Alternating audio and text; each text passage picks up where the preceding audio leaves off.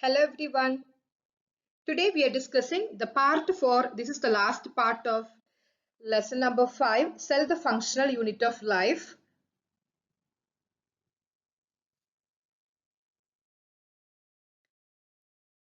First we'll see what is centrosome. This is one of the structure you can see only in the case of animal cell containing specific structures inside.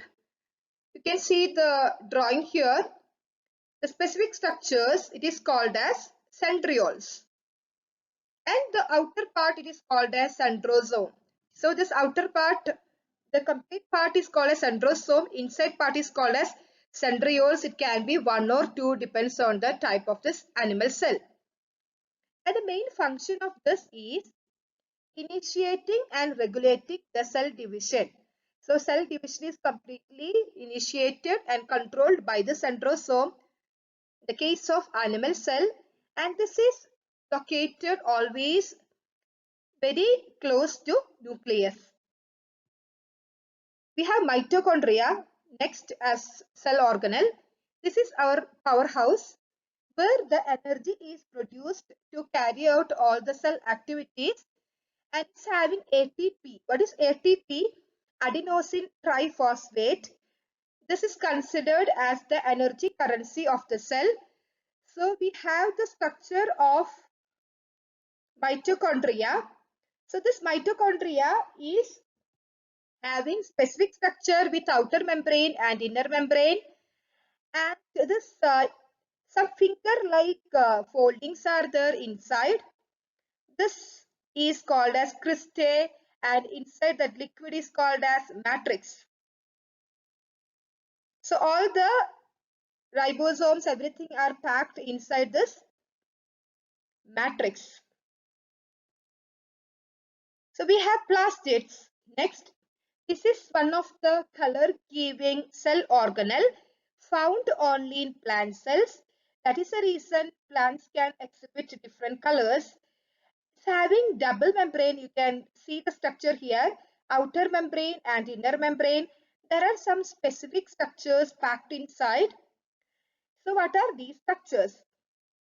So you can see lamellae, you can see stroma. Stroma means that liquid thing which is present inside this plastid, and there are some coin-like structures.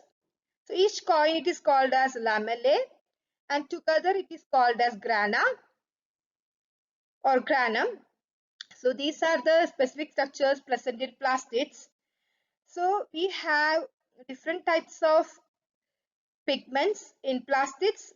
Depends on the type of the pigment which is dominating, the color is different for the plant, leaf or fruit or any other parts. So we have chloroplast. This is the one of the important pigment which contains this chlorophyll. This chlorophyll is imparting the green color to the leaf and also helping to absorb sunlight and providing solar energy and helping to carry out photosynthesis. Thereby, the plant is able to produce food inside the leaves. And this, I told you what is the content of this stroma. Stroma contains enzymes and starch. So the starch which is stored by a plant inside this special structure stroma, and it will be utilized later. And the stacks of sac-like structure inside the stroma, it is called as lamellae. So a series of coin-like structures together, it is packed inside this inner membrane. So we have the second type of pigment, chromoplast. So that is the reason first all the fruits will be in green color. Once it is ripening, the color is changing to attractive colors like some orange, red or yellow. That's the reason. First the chlorophyll was dominant. Later, once it is reaching the ripening stage, it is changing to different colors because that time chromoplast will be dominating over chlorophyll. Next is leucoplast, which does not have any specific color. And this is storing starch, oils, fats, and proteins. We have vacuoles, very big vacuoles, and almost most of the portion inside the plant cell is occupied by this large vacuole. It's very small in the case of animals. These vacuoles are having special single membrane. It's called as tonoplast. These vacuoles contain a type of liquid. It's called as cell sap. It is rich in water, minerals, sugar, amino acids, organic acids, proteins, etc. And even in some case of unicellular organisms, it is helping to expel the excess water.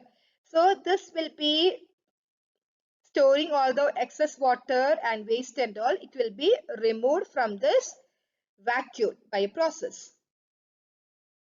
Next, we have the most important topic of this lesson, cell division.